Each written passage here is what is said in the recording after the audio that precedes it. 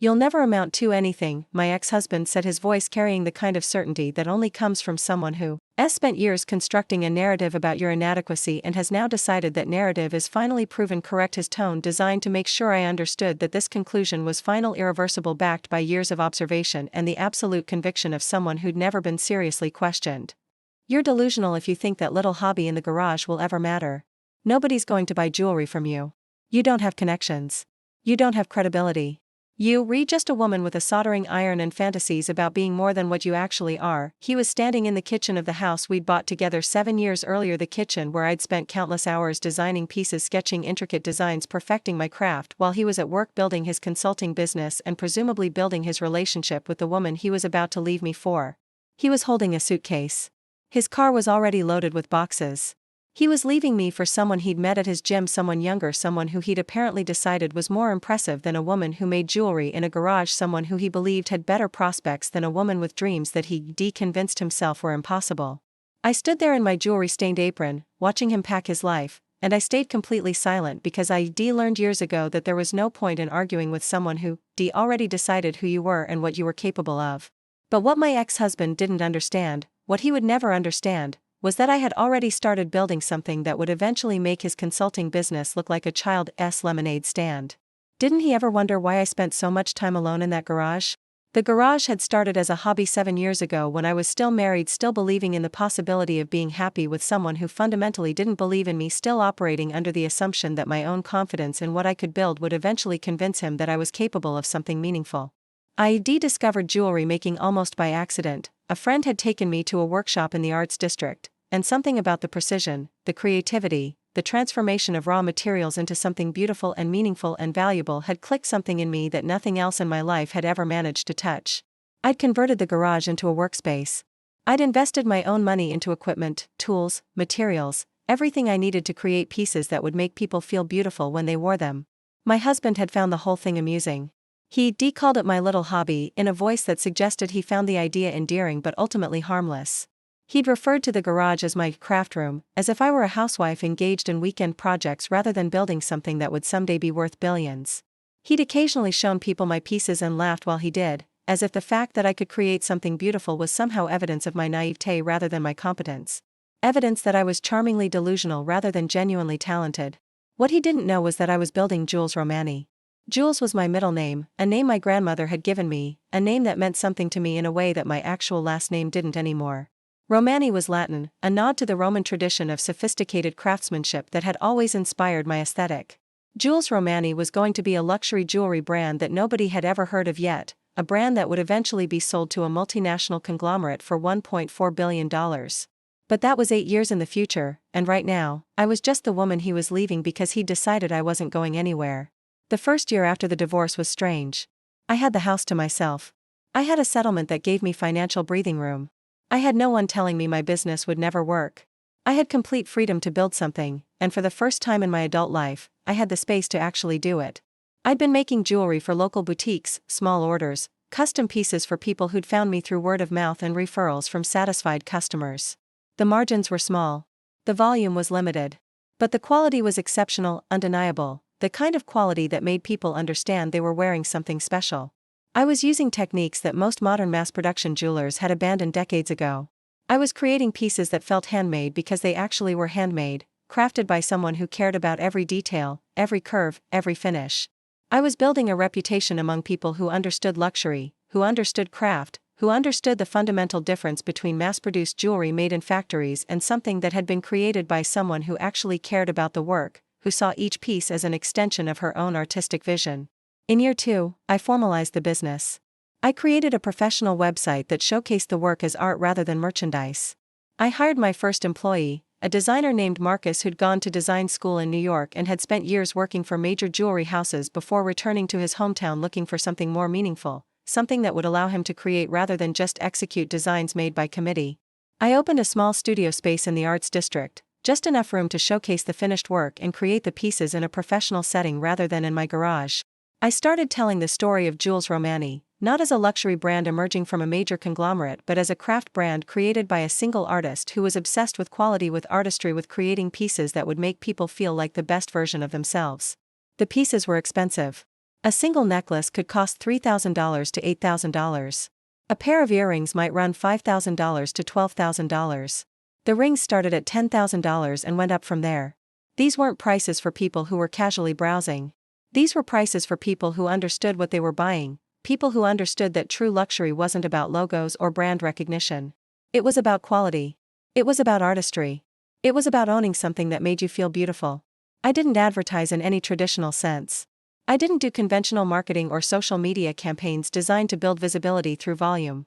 Instead, I built relationships deliberately, strategically, with boutiques in wealthy neighborhoods where people understood what they were buying, where people had the resources to invest in true luxury. I worked with stylists who dressed celebrities and wealthy clients. I created pieces for people who actually mattered in the world of luxury, people whose opinions influenced other people's opinions, people whose choices set trends rather than followed them. By year 5, Jules Romani was generating $15 million in annual revenue, with piece-by-piece profitability margins that made traditional jewelry companies look like they were working on a charity basis. By year 6, we'd scaled to $35 million. By year 7, we were at $68 million, with waiting lists for pieces that stretched months into the future. I'd expanded to a larger studio with better facilities. I'd hired 12 more people, carefully selected for their artistry and their commitment to quality. IED opened a flagship location in Los Angeles in one of the most prestigious shopping districts in the world. IED started a private collection for clients who had literally unlimited budgets and wanted to commission pieces that existed nowhere else. During all of this, I never heard from my ex-husband. Until I did. I was in my Los Angeles office, reviewing designs for a collection we were planning for the following season, sketches and material samples spread across my desk in the organized chaos of creative work, when my assistant knocked on the door and told me that someone was asking to see me. Someone without an appointment. Someone who'd shown up at the studio unannounced and insisted that he was someone I would definitely want to talk to. It was David. My ex-husband. He looked exactly the same, which somehow made the whole thing worse in a way I couldn't quite articulate. He hadn't changed. I had. The world had changed around him and he was just now noticing, just now understanding that something significant had happened while he wasn't paying attention.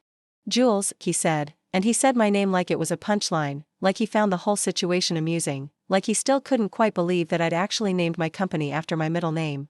I saw the news. I saw the thing about the acquisition. Is it true? Are you really selling your business?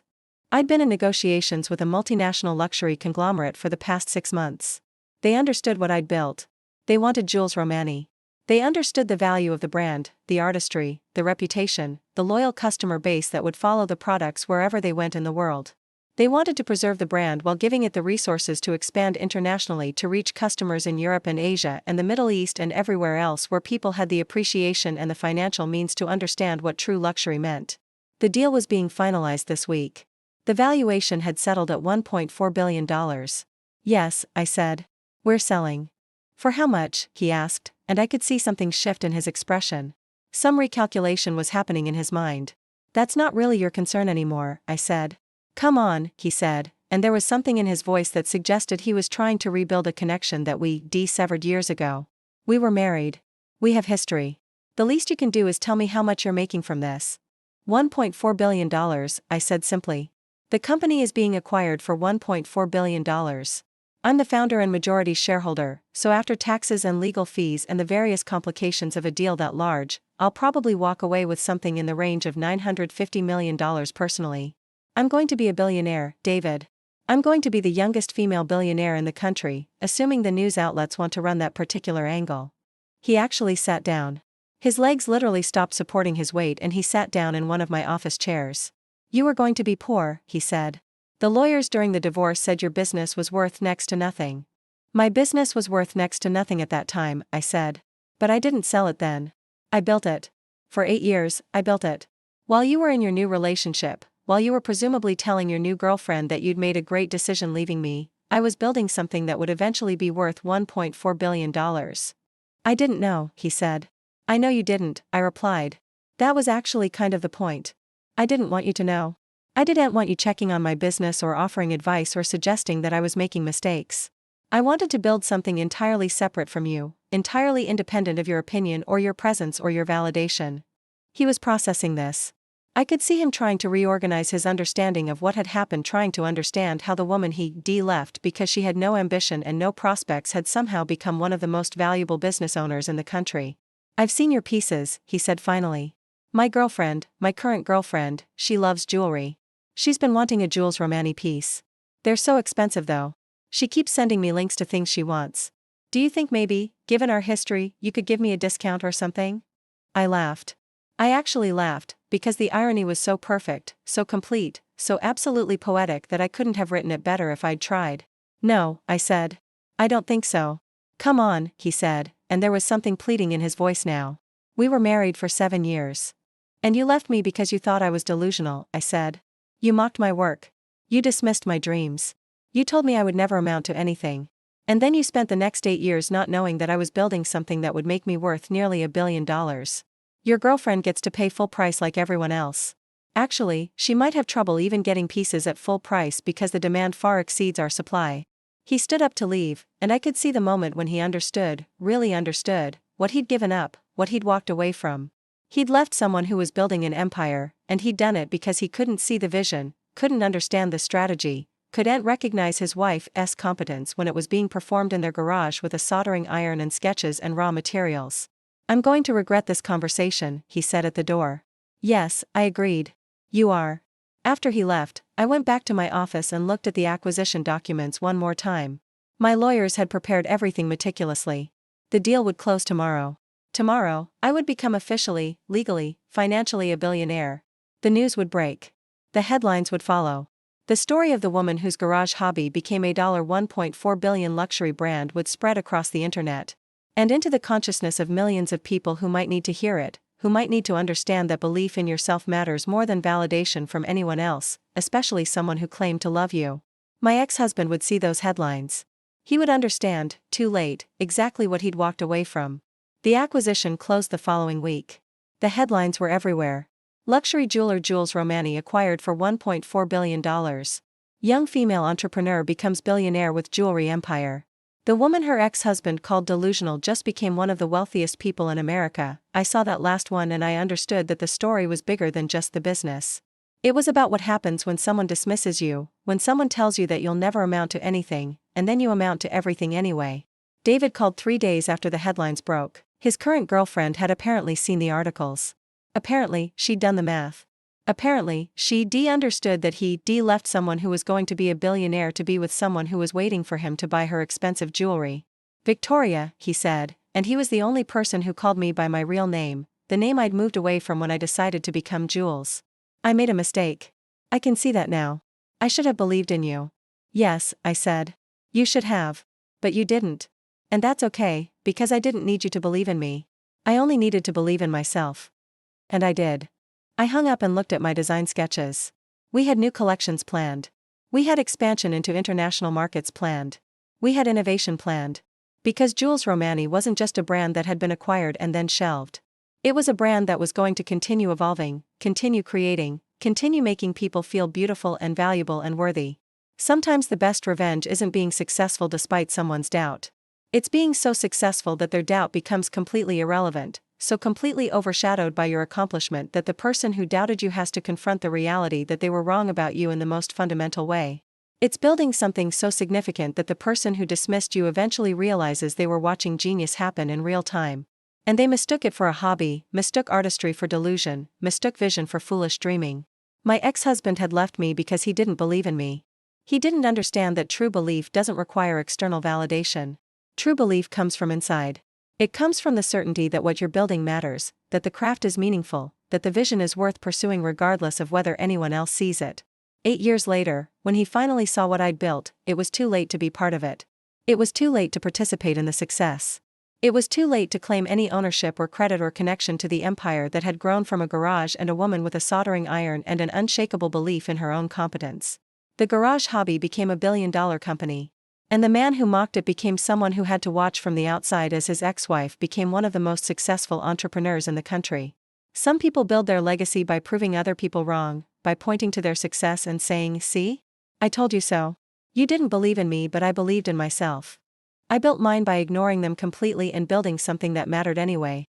Something so significant that the person who dismissed me eventually had to watch from the outside as his ex-wife became one of the most successful entrepreneurs in the country, built an empire that would outlast his career, created something that would be remembered long after he was forgotten. The garage hobby became a billion-dollar company. The delusion became a fortune. The woman he'd left became the youngest female billionaire in America. And the man who mocked it had to watch it all happen, powerless to participate, unable to claim any credit. Forced to understand that the very thing he dismissed as a fantasy was the most real, most successful, most meaningful thing either of us had ever created.